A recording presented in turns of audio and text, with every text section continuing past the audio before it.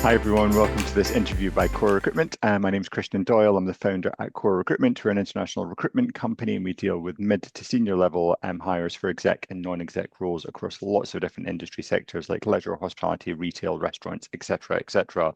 Now, we're running this interview series and we're meeting lots of different business founders, entrepreneurs, people that are doing interesting things within our sector. And you can see all the videos and the articles that we're putting out there on our website, which is www.corerecruitment.com, on Spotify, if you want to have a little listen, or also on YouTube as well. So please log in, have a look. And if you've got any interesting speakers who you think we should be featuring, then please do get in touch with me, Christian Doyle, as well. Now, on to the topic of the day, and the theme of a trillion seems to be a thing for 2026 because, like we all know, Mr. Musk's kind of like latest enterprises. But also there was £1 trillion of food waste in the world every single year. And when you look at kind of like the proportion of people that are starving in the world and having difficulties in the world, not only within our country but within other countries, it's really quite alarming. And there is an amazing concept called Olio, which I was introduced to, and we're very lucky to be joined by Tessa, who is their founder, who's going to be telling us a little bit about the concept. How are you today? I'm great, thank you. Excellent. Well, thanks very much for taking the time. I know it is manically busy running a startup, and I really appreciate you taking the time. Building the plane while flying it is the analogy Yeah. which lots of people kind of talk about. But just to get us kicked off, can you tell us about the concept, how it started, and what your purpose is? So Olio is an app that exists to tackle that enormous $1 trillion problem that you touched on at the beginning, the problem of food waste. And we do that by connecting people with their neighbours so they can give away rather than throw away their spare food and household items.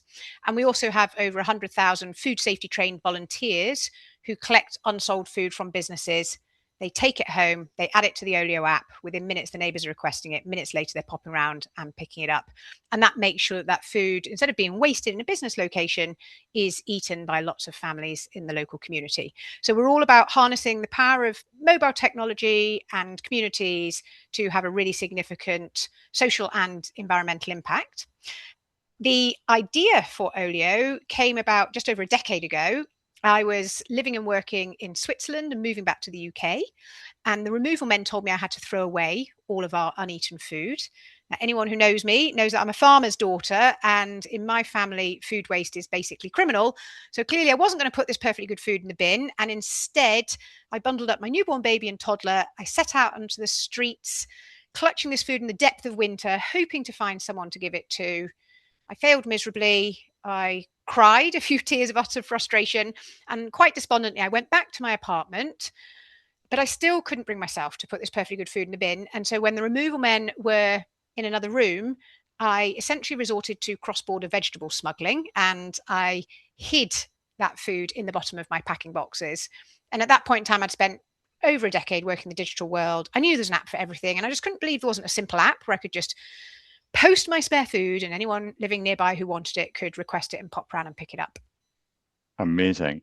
Now, the scale is something which absolutely fascinates me because you are now 8 million users across 63 countries. My research might even be out of date, and those figures might even be It larger is, now yeah. than they were. We're just past 10 million Oh now. my goodness. I mean, Yeah, like growing fast. they're Yeah. growing very quickly. And I mean, the UN called you guys a beacon for the world, and Viva Tech called you the next European unicorn.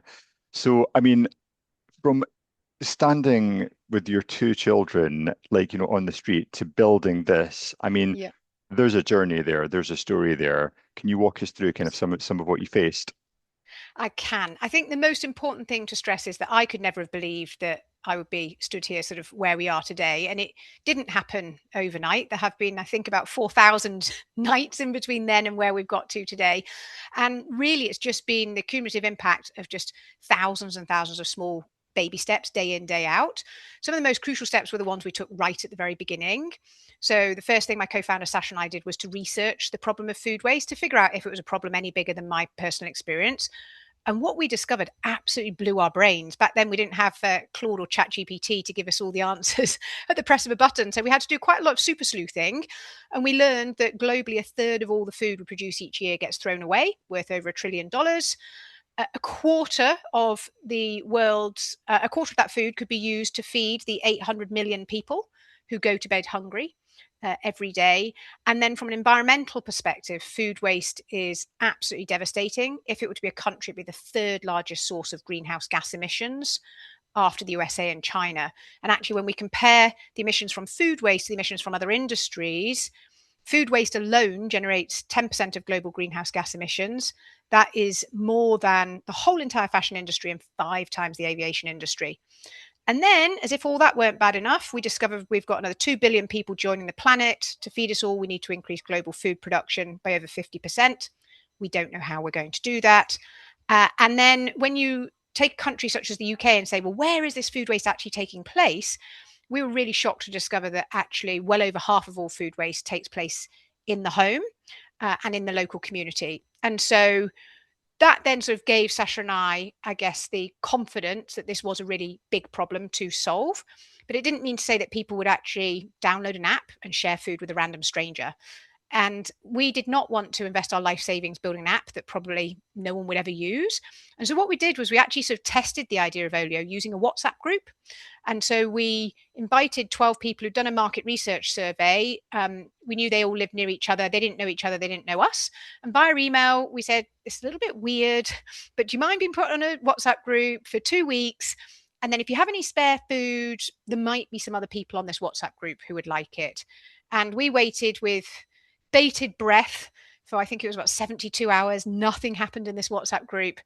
And then on the Monday morning, boom, our first listing came in. It was half a net of shallots, so fancy onions. I didn't know what they were at the time. And they got requested within 23 minutes. And over those subsequent couple of weeks, we had lots of sharing take place via that WhatsApp group.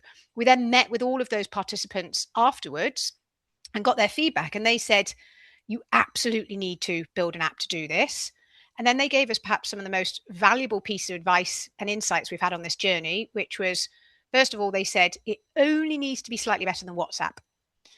And that was so powerful because certainly as both Sasha, my co-founder, and I have come from corporate environments, we were used to just a really high quality bar of delivering anything. And we're kind of inborn natural perfectionists as well.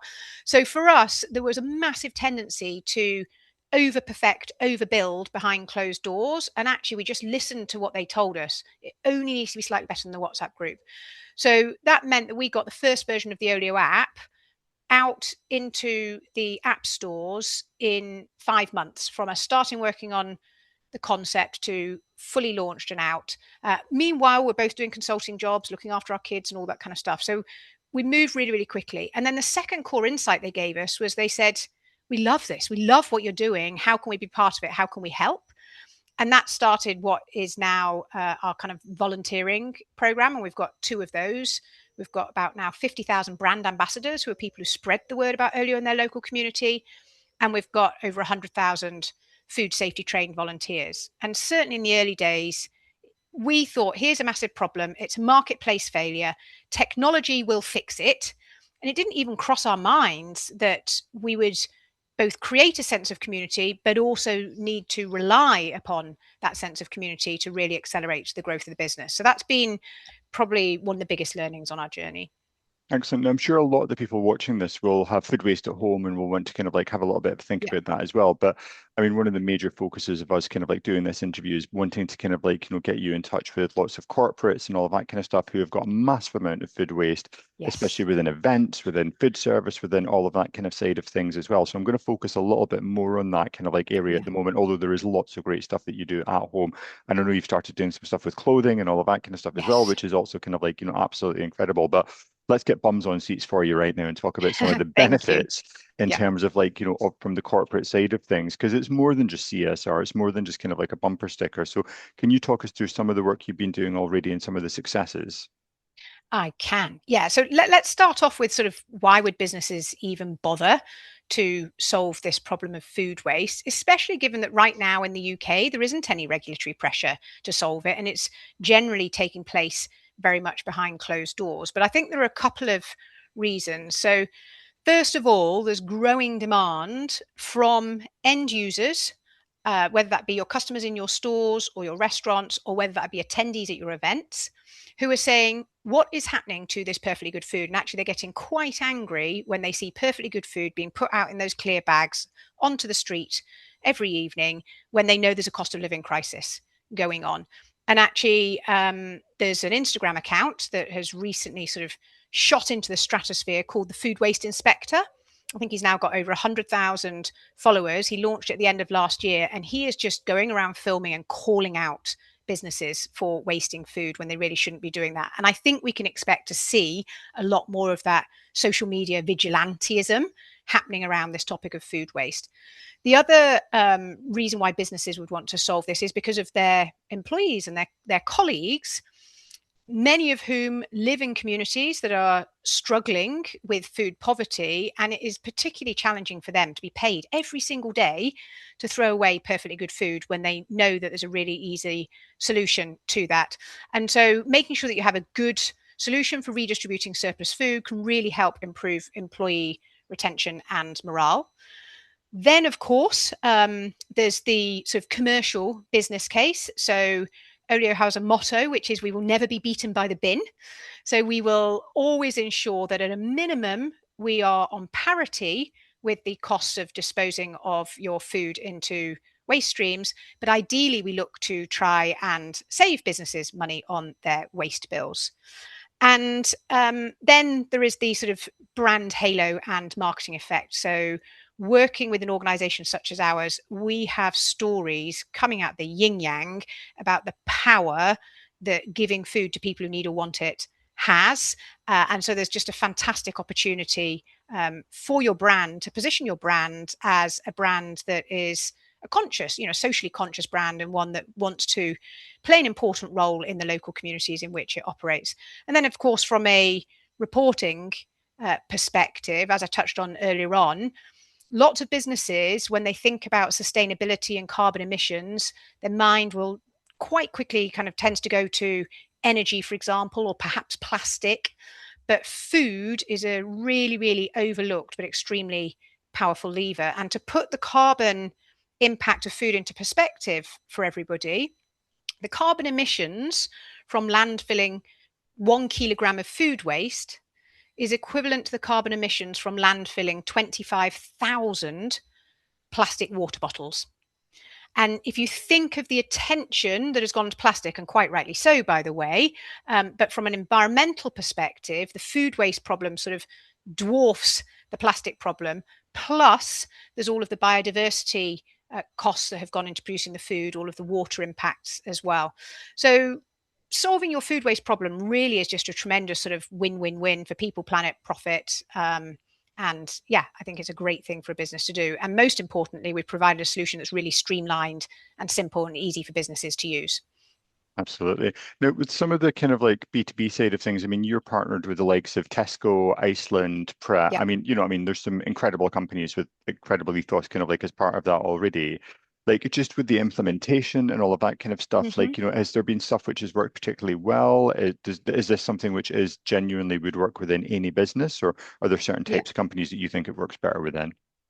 Yeah, so we started off really focusing on enterprise grocery retail. So every day we're redistributing from almost 3,000 Tesco stores, 1,400 Sainsbury's, etc.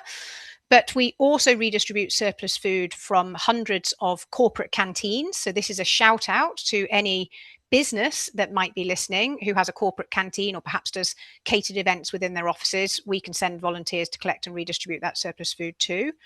We also redistribute from just over 500 schools. And that's a really important part of the work we do, because there are 4 million children living in food poverty in this country. So it's really, really important that the schools are able to redistribute that food back out into that immediate local community. And then we also redistribute surplus from hospitals, from TV and film production shoots, and also the corporate events industry. So those events that we all go to, a couple of hundred people, we see that fabulous array of food put out, breakfast, lunch and dinner, and then you wonder to yourself what's going to happen to that. And unfortunately, in the majority of cases right now, that is being disposed of rather than eaten by people. And so Olio works across all of those different business types. We can also collect every food type. So our volunteers can take hot food, chilled food, frozen food, ambient food, catered food. We have a very, very robust food safety management system. We have the UK's leading food safety lawyer advises us. We have assurance from our primary authority. So really, really robust food safety capabilities. And that's demonstrated by the fact that to date, we've redistributed over 150 million meals safely. Wow. And then from a business perspective, we really, really aim to make it as simple as possible. So the staff at the business location, we sort of set up volunteer collections either on a recurring basis, so every Monday, Wednesday, Friday, or every day at whatever time, or you can also sort of book a volunteer on demand. And then when you've got the recurring schedule set up, the staff just need to confirm, do I still want someone to come today? Sort of press the big red button, yes or no. And then a food safety trained Olio volunteer shows up, they take that food away from you, they redistribute it to their local community within the matter of 1 to 2 hours maximum. And then you get, as an organisation, all of your impact reporting back. Absolutely. Now, we live in an ever more litigious kind of like, society, and Yeah. like, corporates are always trying to protect themselves kind of like, as much as possible. And I'm asking this question just to remove all of those barriers. Yeah. But I was quite fascinated by the fact that you've had 0 cases of food Mm-hmm. poisoning or anything which has Mm-hmm. kind of come up from that, which I think is an amazing statistic. But from a liability perspective, I mean, is there any liability for the company? How does that duty of care kind of work? Yeah, that's a really great question. So, the way it works with liability is that when the food is in your organization's possession, you are liable for it. So let's say, if you're a business and you put some glass in a sandwich and then an Olio volunteer redistributes it, you can never get away from the fact that you put glass in the sandwich, no matter where that food ends up. But hopefully none of your businesses listening are putting glasses in sandwiches.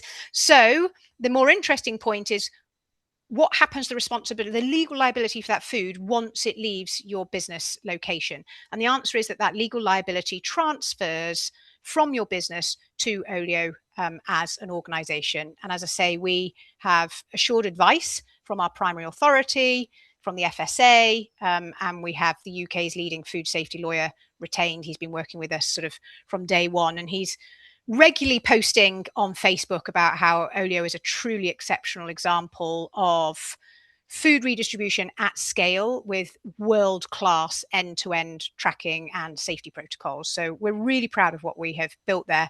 And there's a lot of technology that sits underneath that, making sure that our volunteers, 1, are fully trained, and then 2, comply with that training.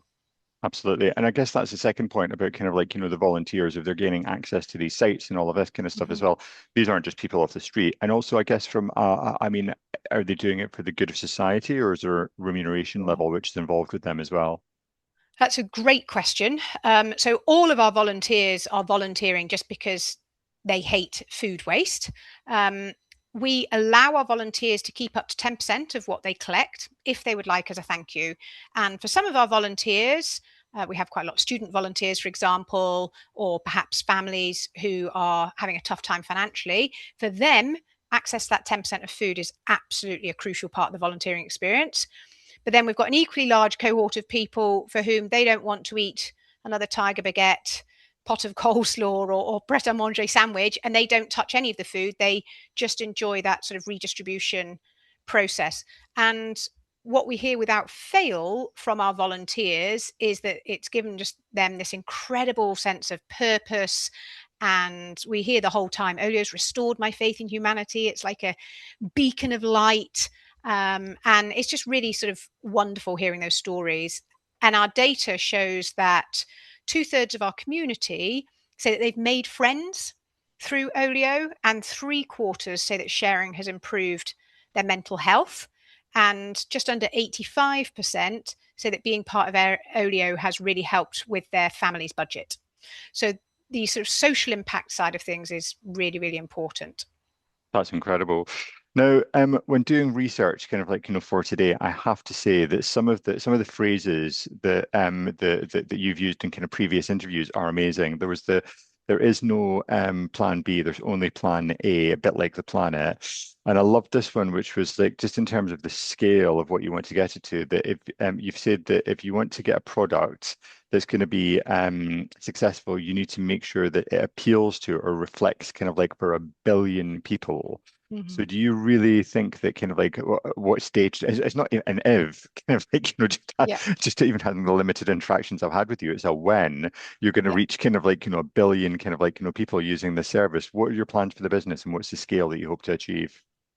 Yeah, so inclusive actually is our number one company value. So we only have 4 company values, so no one's got any excuse for not remembering them. They are inclusive, resourceful, caring, and ambitious. And so in that sort of billion data point, yes, we absolutely do want 1 billion people using Olio because we are hurtling towards a very unpleasant future for all of us in terms of the climate crisis, biodiversity crisis, breaking down of planetary boundaries, etc. And yet we have so much opportunity to each of us play a part by giving away rather than throwing away the surplus food and items we have in our own home. And in order, though, to build a product that genuinely is going to appeal to as wide an audience as possible, I need to make sure that the team that are building that product are as reflective as they can be of that big audience. And so we are really, really proud actually of our diversity stats as an organization. For us, it's not about, ticking a DEI box. It's about building a really future fit, world-class company. And that means that we do have a very balanced gender split. That means we do have a very high representation of neurodiversity, of people from different ethnicities, people from different nationalities. We also measure socioeconomic class. But most importantly of all, actually, we just try and cultivate a culture of open, friendly challenge amongst one another and sort of different thinking. We don't ever want to be in a scenario where we've got real kind of groupthink going on in the company. And so having a really inclusive, diverse organization helps us achieve that. Amazing. Now, if you could, the circular economy doesn't always get a great rap in the media. I'm not sure why that kind of Mm. always is, but I mean, like, I think it should be more than that. But in terms of like dispelling some of those misconceptions, or kind of like if there's something out there that you would really like to change to kind of like make it more accessible or more acceptable, Mm. I guess, to people, what would you advise? Well, I'm actually really excited and more excited than I have been in a decade about the prospects and the sort of momentum I'm feeling behind the circular economy, because you're absolutely right. Up until, honestly, I'd say kind of really this year, the narrative around how do we sort of do business better, how do we construct our economies better, was really just rooted around carbon emissions, the energy transition. But as we've seen with all the geopolitical tensions and quite frankly, the wars that have been happening across the globe, they have had an absolute ricochet effect through global supply chains. And that has really had a very sobering impact, I think, on lots of business leaders who have realized, oh, I can no longer assume that I can access all these virgin resources through these super efficient supply chains as I always have. And so people are starting to think that resilience is a crucial factor for success for any organization in the 21st century. And a core part of resilience is actually making the most of what you've already got, using what you've already got. And we're seeing that too on a government level. So we've had approaches from a number of international governments who are recognizing that food security is national security. And when you're throwing away, some countries are importing 80-90% of their food and throwing half of it away. That is not the right ingredients for a food secure country. So I think that sort of blockage of the Strait of Hormuz in particular has Mm, created a real focal point, an accelerator for all things circular economy. And that means that we are rethinking, how do we design our products? How do we redesign our supply chains? How do we use what we've already got? And waste is endemic in every single industry because we've never had to pay for nature's resources. Therefore, we could afford to be wasteful. That's absolutely. changing. That's changing really, really quickly.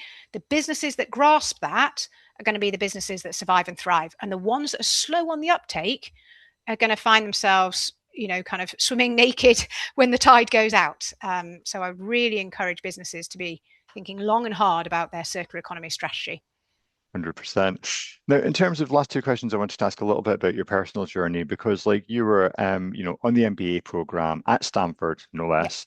You know, that's where you met your kind of like business partner. I imagine the corporate career trajectory must have seemed like a really nice, safe kind of like, option. yes, yeah, On that kind of side of things, been taking that step into kind of like entrepreneurship, especially within kind of like, an app-based kind of like thing. I mean, that's a big move and a big step. Can you just talk us through a little bit about how that felt and how that feels sometimes when because you've done incredibly well from a funding perspective as well, right? yeah.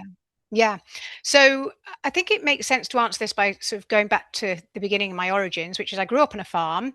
We grew up very isolated, rural, with very little money. And everything was always going wrong every single day. And so, sort of as a result of all of that, I knew I didn't want to be a farmer, definitely didn't want to be a farmer's wife. And so I kind of hot footed it off the farm as far away from the farm as I could possibly get, which took me into strategy consulting in London, in the heart of the city. And I had a 15-year corporate career, which was all about performing to the best of my ability and just creating that stability for myself. But I was fortunate enough to attend a number of senior leadership courses. And you know how it is, you go away to these sort of 1 or 2 day events, you hear these wonderfully inspiring speakers talking from the stage, sharing their stories about where they've come from and the impact they've had. And I would then reflect on myself and I would think, well, whilst I have a CV that the headhunters love, if I were to die tomorrow, I would not be proud of what I have achieved. And I was started to reach the point over a couple of years where I was getting sick and tired of being uninspired by myself. And I thought, I really want to be inspired by myself and my life and the impact I'm having. I want to be proud on my deathbed of what I've done. So I knew that I wanted to have a positive impact on society and the planet. And I had a hunch that it meant that I would need to do something entrepreneurial. Unfortunately, I wasted a couple of years wandering around being a, air quote, aspiring entrepreneur, but didn't actually do anything because I didn't have an idea. And I think miraculously, thought that maybe miraculously an idea or ideas would descend from the heavens, and they didn't. And what happened to me instead was I encountered a problem through my moving experience and then the problem of food waste that was so big that I couldn't see anyone else fixing, and I just knew I couldn't turn my back on it. And so now my advice to anyone who thinks they might have an entrepreneurial itch they want to scratch is stop looking for ideas and start looking for problems you're really passionate about solving. And then once you've found that, you get this fire in your belly. And I can remember talking to a friend of mine who was ex-Stanford MBA. He was, I think, maybe a partner at McKinsey at the time, and really sharing with him my angst about whether I should jack it all in for this crazy sounding food sharing app. And I'll never forget him saying to me, Tessa, if you don't solve this with everything you know and all of your skills and capabilities, then who is going to do it? And then I had to reflect on what I knew, reflect on my children, the world they were going to grow up in. And I knew that I had to sort of get over myself and just be a little bit brave. And that was why Sasha and I together decided to kind of take that leap into the unknown. But what I should say is, if I'm being honest, I probably wouldn't have had the courage to do it by myself. But having a partner in crime somehow made it so much easier. And then realizing that, do you know what? It only costs 15 quid and takes 10 minutes to set up a company. You can do that. Anyone can do that by the time this, episode is finished. And you're like, oh, actually, that's quite easy. Okay, what's the next step? What's the next step? And so I've just learned that entrepreneurship is about getting up every single day, taking those baby steps, getting hit in the face, but just keeping your eyes on the prize, which is the impact that you want to have. And, eventually good things will happen if you put enough good stuff out into the world. Absolutely. And just tell us a little bit because, like, from an investment perspective, it is Yeah. challenging at the moment to get investors engaged in anything. Yes. And, kind of like, two female entrepreneurs starting a circular business economy with an app, like, and like, uh, interest, not interest. How did you get people to kind of like engage with you, on that side of things? I can see a wry smile there. It's a very wry smile. And you sort of hit the nail on the head. as I'm sure you and the listeners can imagine, we didn't exactly have investors queuing up the door to back a female co-founded tech for good pre-revenue app, which relied upon and was basically building a hyper-local marketplace with perishable items on it. It basically had sort of stick well clear written above it. But thankfully, I have learned that there's two types of investors in the world. There's the ones that broadly sort of go with the crowd. And then there's a very, very unique breed, and I call them conviction-based investors. And we were lucky enough to, through lots of persistence and resilience, to discover a handful of incredible conviction-based investors. And what they saw was an enormous problem, an enormous TAM that they too could not see anyone else tackling. They were backing myself and Sasha and our team as really capable, competent players to have a good crack at unlocking that opportunity. And they were all marketplace investors, so they understood the power of marketplaces once you can get them to scale.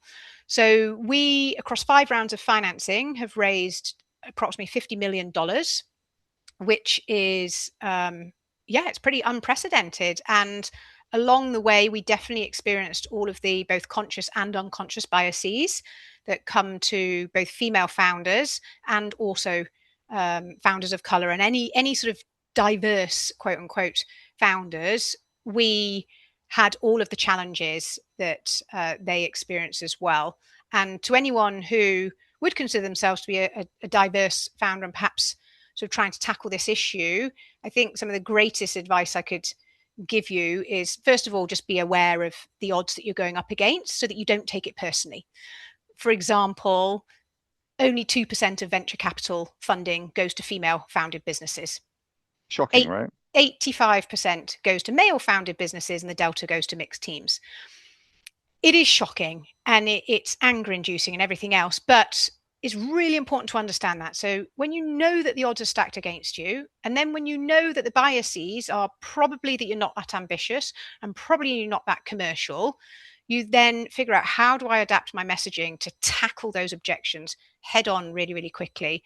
And then one of the most important things I'd recommend people to do is to watch an incredible TED Talk by Dana Kanzi, who is a university professor who analyzed to find out why is it that female founders don't get the investment when their male counterparts do. And she identified that female founders are asked what she calls prevention-based questions. So that's all the downside stuff. What happens if Google or Facebook come in and try and steal your market? What happens if this bad thing happens? What about that bad thing? Whereas the male founders are asked what she calls promotion questions. How big can you grow this? How fast can you go? What would happen if you had an extra 2 million? And her solution is that when you are asked those prevention-based questions, you need to respond with a promotion-based answer. And that is a tactic and technique that we used extensively at Olio, and it was a really helpful tool in our toolbox in terms of being able to close our financing rounds.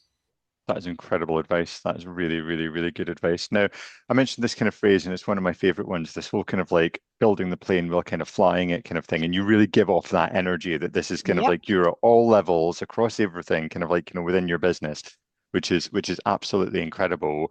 And you've said before that kind of like, the entrepreneur journey is like a series of marathons that you're just kind of like, running all the time. But how do you take care of yourself? How do you manage everything? How do you keep yourself in check? How do you make sure that there's balance for kind of like, I guess, my final question, or is there balance?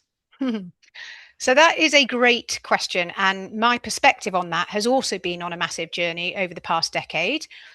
The first year of co-founding Olio was the worst year of my life. I had a newborn baby, a toddler, no childcare support. I was doing consulting work to bring in the money because I'm the breadwinner in the family.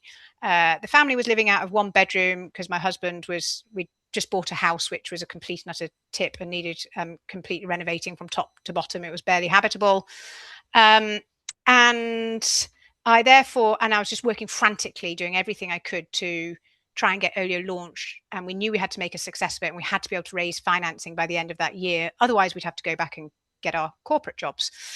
So at the end of that year, I was just really dark, tunnel. I was not looking after myself at all. And I honestly didn't know how to get out of it. But in the January, I took one sort of small step, which was I signed up to go to a gym class at 9:30 on a Monday morning. And I will never forget being in that gym class, and all sort of bits of me that shouldn't be jiggling were jiggling, which was a bit off-putting. And I can remember just feeling guilty, thinking someone's going to, come tap me on the shoulder and say, "What the hell are you doing here? Get back to your desk," because I still had that corporate mentality in my head. And then I realized, no, hang on a minute, you're the boss. This is really important that you're here. Stay here. And I have now evolved from feeling guilty about that time that I dedicate to my personal care and well-being, to feeling that this is non-negotiable. It is the single most important hour and a half in the day. I always do it at the beginning of the day, get the kids to school, and then I'll do some form of physical exercise, preferably outside. That is when I do all my highest quality thinking. That's when I have all my breakthroughs. I listen to podcasts sort of obsessively, so I learn a lot. And yeah, I don't feel guilty about it anymore. And I now know, having been through sort of the school of hard knocks, that entrepreneurship, people do say, oh, it's a marathon, not a sprint. And I'm like, no, it's a series of marathons, not a sprint. And if you genuinely want to do a series of marathons, then you have to be fit, both mentally, physically, spiritually, emotionally. You have to take care of all of those aspects of yourself.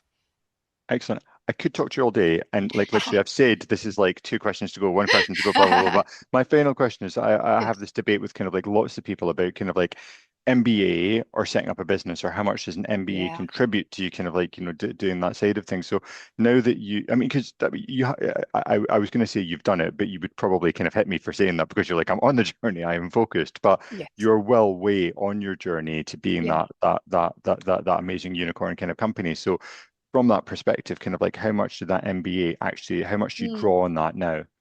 Yeah, that is a fascinating question, because I had to make an enormous investment in myself, which was terrifying, take out ungodly amounts of debt to do my MBA. And the positives of that were I found my co-founder, Sasha, and I genuinely believe there is no other human being on this planet who I was meant to be on this journey with other than her. So that in and of itself makes it worthwhile. Secondly, I think that the reason why I did an MBA was because I knew that I aspired to be in positions of leadership, and I didn't ever want to find myself feeling really vulnerable in a position of leadership, because I didn't understand the basics of every single function that is required to make an organization work. And I felt like an MBA was a really good way to do that. Having said that, if I were now looking to do something entrepreneurial today, I can honestly say that from an entrepreneurial perspective, I draw more on the podcast that I listen to. Really? Yes, genuinely. I draw more from the learnings from the peer network that I'm always working really hard to build amongst fellow entrepreneurs. And I draw more upon, I guess, my corporate business experience than my MBA. So, don't get me wrong, it was amazing spending 2 years living in California in my late 20s. But certainly I would think sort of very hard about that now. I also feel that in a world of AI, in the same way that the question as to whether to go to university or not is no longer as clear cut as it was when I was younger, I think the same applies to going for an MBA. So certainly for many people, it will absolutely be the right thing to do. But I would definitely, if you're doing it just to get kind of that tick in the box and the sort of, and perhaps the status and prestige that's associated with it, I would definitely think twice before doing that. Wow. I thought that was absolutely fantastic. Like, best of luck with the business. Thank you. And I have updated your name to your email address just in case anyone watching kind of like, does want to get in touch. Probably Fantastic. should have done that at the start, but like, Yeah. please do reach out and get in touch, either for kind of like just general inspiration, the quote of the day, which comes from Tessa, or for kind of like, or for other information about kind of like the business and services as well. But thank you so much for taking part, and best of luck with the rest of it. Thank you. I really appreciate it. Great chatting to you.